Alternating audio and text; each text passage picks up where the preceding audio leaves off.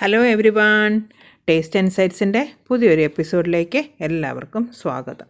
ഇന്ന് ഞാനിവിടെ ഈസി ആയിട്ട് എങ്ങനെ ഒരു ബീഫ് കറി എങ്ങനെ റെഡിയാക്കാമെന്നുള്ളതാണ് കാണിക്കുന്നത്. നമ്മളുടെ കയ്യിൽ വെന്തിരിക്കുന്ന ബീഫ് ഉണ്ടെങ്കിൽ അത് വെച്ച് നമുക്കെങ്ങനെ പെട്ടെന്നൊരു ബീഫ് കറി ഉണ്ടാക്കാം. അതിനായിട്ടുള്ള കാര്യങ്ങൾ നമുക്ക് തുടങ്ങാം. ആദ്യമായിട്ടൊരു കടായി വെച്ച് വെളിച്ചെണ്ണ ഒഴിക്കുക. വെളിച്ചെണ്ണയാണ് ഇവിടെ ഞാൻ എന്നും ഉപയോഗിക്കുന്നത്. 2 സ്പൂൺ വെളിച്ചെണ്ണ ഇടുക. വെളിച്ചെണ്ണ ഒന്ന് ചൂടായി വരുമ്പോഴത്തേക്കിനും അതിലേക്ക് നമുക്ക് കടുകിട്ട് കൊടുക്കാം. അതൊന്ന് പൊട്ടി വരുമ്പോഴത്തേക്കിനും നമുക്ക് 2-3 ഏലക്ക, കുറച്ച് ഗ്രാമ്പൂ, പട്ട ഇതെല്ലാം കൂടെ ഇട്ടിട്ട് അതൊന്ന് പൊട്ടണം. ഇത് വളരെ ഈസിയാണ് കേട്ടോ. നമ്മുടെ കയ്യിൽ വേവിച്ച ബീഫെല്ലാം അരപ്പെല്ലാം ചേർത്ത് വേവിച്ച ബീഫ് ഇരിപ്പുണ്ടെങ്കിൽ നമുക്ക് പെട്ടെന്ന് റെഡിയാക്കാനുള്ളതേ ഉള്ളൂ ഈ കറി. ഇപ്പോൾ അതൊന്ന് മൂത്ത് വന്നിട്ടുണ്ട്. ആ മൂത്ത് വന്നതിനകത്തേക്ക് നമുക്ക് ഇഞ്ചിയും വെളുത്തുള്ളിയും കൂടെ ഞാൻ ചതച്ചെടുത്തിരിക്കുക, അരിഞ്ഞല്ല ചതച്ച് എടുത്തിരിക്കുകയാണ്. അതും കൂടെ ഇട്ട് കൊടുത്തു. ആ ഇഞ്ചിയും വെളുത്തുള്ളിയും ഒന്ന് മൂത്ത് വരുമ്പോഴത്തേക്കിനും 2 സവാള അരിഞ്ഞത് നമുക്ക് ചേർത്ത് കൊടുക്കാം. ഇപ്പോൾ പെട്ടെന്ന് അപ്പത്തിന് ഒരു കറി വേണമെങ്കിൽ നമ്മുടെ കയ്യിൽ മസാലയൊക്കെ ചേർത്ത് വേവിച്ച് വെച്ചിരിക്കുന്ന ബീഫ് ഇരിപ്പുണ്ടെങ്കിൽ ഇങ്ങനെ ചെയ്ത് പെട്ടെന്ന് നമുക്കൊരു കറി ഉണ്ടാക്കാം കേട്ടോ. ഒരു 5-10 മിനിറ്റ്സിനുള്ളിൽ കറി റെഡിയായി കിട്ടും നമുക്ക്. ഇനിയും അത് നന്നായിട്ടൊന്ന് മൂക്കട്ടെ. അത് മൂത്ത് വരുമ്പോഴത്തേക്കിനുമാണ് ഇനി അടുത്ത ഐറ്റംസ് നമുക്ക് ചേർക്കേണ്ടത്. ഇനി അതിലേക്ക് കുറച്ച് പെരുംജീരകം നമുക്ക് ചേർക്കാം. അത്രയും പെരുംജീരകം എടുത്ത് ഒരു ടീസ്പൂൺ പെരുംജീരകം എടുത്ത് അതും കൂടെ നമ്മൾ അതിലേക്ക് ചേർത്ത് കൊടുക്കുക. ഒരു മണവും രുചിയൊക്കെ കിട്ടാനായിട്ട് പെരുംജീരകം നല്ലതാണ് ഇറച്ചിക്കറിക്ക്. പ്രത്യേകിച്ച് ബീഫ് കറിക്കൊക്കെ പെരുംജീരകം ഇച്ചിരി ഇടുന്നത് നല്ലതാണ്.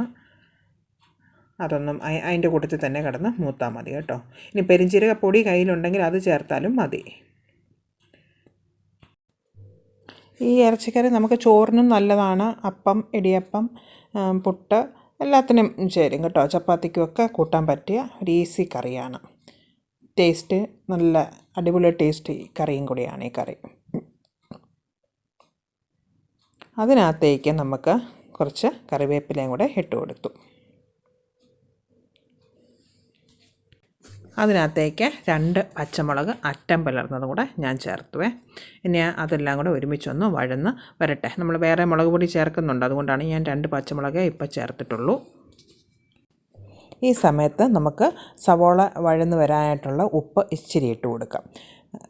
പിന്നെ ഓൾറെഡി നമ്മൾ ബീഫിന് നമ്മൾ ഉപ്പുമെല്ലാം ഇട്ട് മസാല ഇട്ട് വേവിച്ചത് കൊണ്ട് നമ്മൾ സൂക്ഷിച്ച് ഉപ്പ് ചേർക്കാവുള്ളൂ, അല്ലെങ്കിൽ കൂടിപ്പോകും. ഇതിപ്പം നമുക്കെന്ന് പറഞ്ഞു കഴിഞ്ഞാൽ ഈ കറി എന്ന് പറഞ്ഞാൽ നമ്മുടെ വീട്ടിലേക്ക് ഒരു ഗസ്റ്റ് വന്നു, നമുക്ക് ഒരു കറി പെട്ടെന്ന് ഉണ്ടാക്കണം. ബീഫ് ഇങ്ങനെ വേവിച്ച് വെച്ചിട്ടുണ്ടെങ്കിൽ ചിക്കനും ഒക്കെ വെക്കാൻ കേട്ടോ. ഇങ്ങനെ ബീഫ് തന്നെയല്ല, നമുക്ക് പെട്ടെന്ന് റെഡിയാക്കി കൊടുക്കാൻ പറ്റുന്നൊരു കറിയാണിത്. ബ്രെഡിനുമൊക്കെ നല്ല സൂപ്പർ കറിയാണിത്. അപ്പത്തിനായാലും ബ്രെഡിനായാലും എല്ലാത്തിൻ്റെ കൂട്ടത്തിൽ പൊയ്ക്കോളൂ ഈ കറി. ഇവൻ പൊറോട്ടയ്ക്കും നല്ലതാണ് ഈ കറി. ഇനി ഇതിനകത്തേക്ക് ഞാനിപ്പോൾ ഇച്ചിരി വലുതായിട്ട് കണ്ടിച്ചേക്കുന്നത്, തീരെ ചെറുതായിട്ട് കണ്ടിക്കരുതേ, ഉരുളക്കിഴങ്ങ് ഇച്ചിരി വലുപ്പത്തിൽ ക്യൂബ്സായിട്ട് കണ്ടിച്ച ഒരു വലിയ ഉരുളക്കിഴങ്ങും കൂടെ ഞാൻ ചേർത്ത് കൊടുത്തേക്കാണ്. ഉരുളക്കിഴങ്ങ് നമ്മൾ മുറിച്ച് എല്ലാവർക്കും അറിയാം, എന്നാലും ഞാനൊന്നും കൂടെ പറയുകയാണ്. ഉരുളക്കിഴങ്ങ് മുറിച്ചേച്ച് വെള്ളത്തിലിട്ടേക്കണം, അല്ലെങ്കിൽ കറുത്ത കളർ വരും, അതിൻ്റെ കളറേ മാറിപ്പോകും. പിന്നെ കറിക്കും ഒരു രസം വരത്തില്ല കണ്ടു കഴിഞ്ഞാൽ. നമുക്ക് വേണമെങ്കിൽ ഉരുളക്കിഴങ്ങ് വേവിച്ച് ചേർക്കാൻ ഇഷ്ടമുള്ളവർക്കോ പുഴുങ്ങി ചേർക്കാൻ ഇഷ്ടമുള്ളവർക്കോ അങ്ങനെ ചേർത്ത് കൊടുക്കാം. പക്ഷേ അതിൻ്റെ ആവശ്യമില്ല. ഇതിങ്ങനെ ക്യൂബ്സായിട്ട് നമുക്ക് ഇടയ്ക്കിടയ്ക്ക് ഇങ്ങനെ വലിയ പീസുകൾ കിടക്കുന്നതാണ് ഈ ഒരു കറിയുടെ കാണാനുള്ളൊരു രസമൊക്കെ കേട്ടോ. ഇനി നമുക്ക് പൊടികൾ ഓരോന്ന് വീതം നമുക്ക് ചേർത്ത് കൊടുക്കാം. ഒരു 1/4 ടീസ്പൂൺ മഞ്ഞൾപ്പൊടി, ഒരു 1/4 ടീസ്പൂൺ മുളക് പൊടി, പിന്നെ കുറച്ച് കൊറിയാണ്ടർ പൗഡറും കൂടെ നമുക്ക് ആഡ് ചെയ്യണം. ഇത് കൊല്ലം കുറേശ്ശെ വീതം നമ്മൾ ചേർത്ത് വെച്ചാൽ മതി. എന്ന് വെച്ചാൽ ഓൾറെഡി ഇതെല്ലാം നമ്മൾ ചേർത്ത് ഗരം മസാലയും ചേർത്ത് നമ്മൾ വേവിച്ച് വെച്ചിരിക്കുന്ന ബീഫാണ് നമ്മുടെ കയ്യിലുള്ളത്. അതുകൊണ്ട് ഈ മസാലയ്ക്ക് ചേരുന്ന പൊടികൾ മാത്രമേ നമ്മളിപ്പം ചേർക്കാവുള്ളൂ, അല്ലെങ്കിൽ കൂടിപ്പോകും. ഇനി ആ മസാലയൊന്ന് മൂക്കട്ടെ. ആ മൂക്കുന്ന കൂട്ടത്തിൽ അരപ്പയിലുമൊക്കെ ഒന്ന് പിടിച്ച് ആ ഉരുളക്കിഴങ്ങയിലുമൊക്കെ ഒന്ന് പിടിക്കും. നമുക്കതിന് ഒരു ഒറ്റ മിനിറ്റ് മൂപ്പിച്ചാൽ മതി കേട്ടോ, കരിഞ്ഞു പോകല്ലേ. ഈസി ആയിട്ടുള്ള കറികളും നമ്മൾ കാണിക്കണമല്ലോ. ഇതെന്ന് ചിലർക്കൊക്കെ അറിയാൻ വയ്യാത്തവരുണ്ട് ഇപ്പോഴും, ഇങ്ങനെ പെട്ടെന്ന് നമുക്കൊരു കറി ഉണ്ടാക്കാവുന്നുള്ളത്.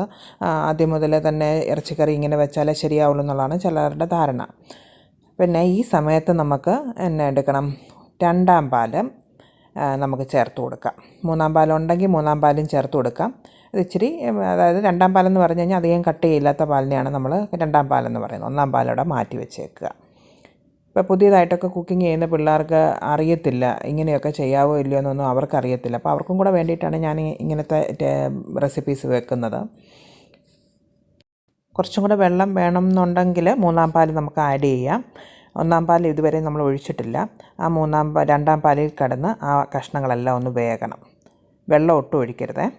ഇനിയിപ്പോൾ അത് വെന്ത് നല്ല കണക്കിന് വന്നിട്ടുണ്ട്, ഉരുളക്കിഴങ്ങ് വെന്ത് വന്നിട്ടുണ്ട്. ആ സമയത്തേക്ക് വേണം നമ്മൾ മസാലയെല്ലാം ചേർത്ത് വെച്ച് വേവിച്ച് വെച്ചിരിക്കുന്ന നമ്മുടെ ബീഫ് ആഡ് ചെയ്യാനായിട്ട്.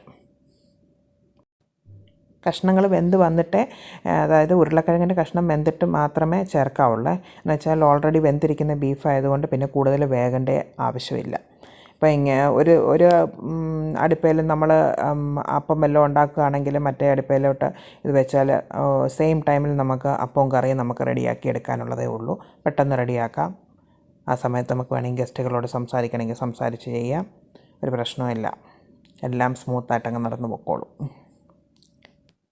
വെള്ളം ചേർക്കരുത് എന്ന് ഞാൻ പറയാൻ കാരണം വെള്ളച്ചവ വരും അല്ലേ, അതുകൊണ്ടാണ് ഞാൻ വെള്ളം ചേർക്കണ്ടെന്ന് പറയുന്നത്.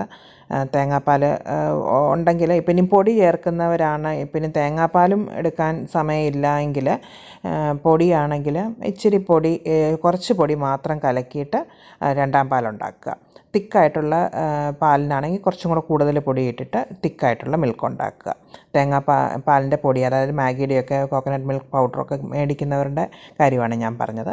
അല്ലാത്തവർ ഫ്രഷ് മിൽക്ക് ആണെങ്കിൽ ഇതുപോലെ രണ്ടാം പാൽ ഒഴിച്ച് വെച്ച് ഒന്നാം പാൽ പിന്നെ ഏറ്റവും അവസാനമേ ഒഴിക്കാവുള്ളേ. ബാക്കി ഒരു പകുതി വേവായ ഉരുളക്കിഴങ്ങിലേക്കാണ്, പകുതി മുക്കാലും വേവായ ഉരുളക്കിഴങ്ങിലേക്കാണ് നമ്മൾ ബീഫ് ആഡ് ചെയ്ത് കൊടുത്തിരിക്കുന്നത്. ബാക്കി ആ ബീഫും കൂടെ കൂട്ടിക്കിടന്ന് ആ ഉരുളക്കിഴങ്ങിൻ്റെ കൂട്ടത്തിൽ കിടന്ന് വേകുമ്പോൾ ഉരുളക്കിഴങ്ങിലേക്ക് നന്നായിട്ട് അതിൻ്റെ ടേസ്റ്റും കൂടെ പിടിക്കും, ഏതിൻ്റെ ബീഫിൻ്റെയൊക്കെ ടേസ്റ്റും കൂടെ പിടിക്കും. ഇനി നമുക്കൊന്ന് അടച്ച് വെച്ച് കൊടുത്തിട്ട് തീ അങ്ങ് കുറച്ചിട്ടേക്കണം. നന്നായിട്ട് എല്ലാം കൂടി ഒന്ന് എല്ലാം കൂടെ കിടന്നൊന്ന് വെന്ത് വരണം. കണ്ട നന്നായിട്ട് തിളച്ച് വന്നിട്ടുണ്ട്. കഷ്ണങ്ങൾ വെന്തു എന്ന് ഉറപ്പ് വരുത്തിയ ശേഷം മാത്രമേ നമ്മൾ ഒന്നാം പാൽ ചേർത്ത് കൊടുക്കാവുള്ളേ. പിന്നെ നമുക്ക് കഷ്ണങ്ങൾ വേകാനുള്ള സമയമില്ലല്ലോ. ഒന്നാം പാൽ ഒഴിച്ച് കഴിഞ്ഞാൽ പിന്നെ അങ്ങനെ വെട്ടി തിളയ്ക്കാനൊന്നും പാടില്ല.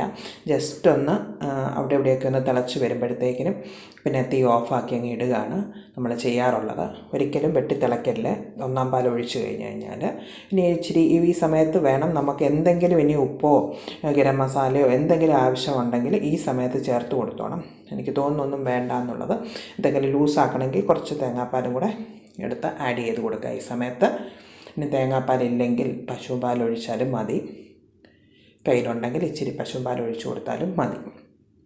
ഇപ്പം കറക്റ്റ് കളറ് വന്നിട്ടുണ്ട്, കറിക്ക് എല്ലാം പെർഫെക്റ്റായിട്ട് വന്നിട്ടുണ്ട്.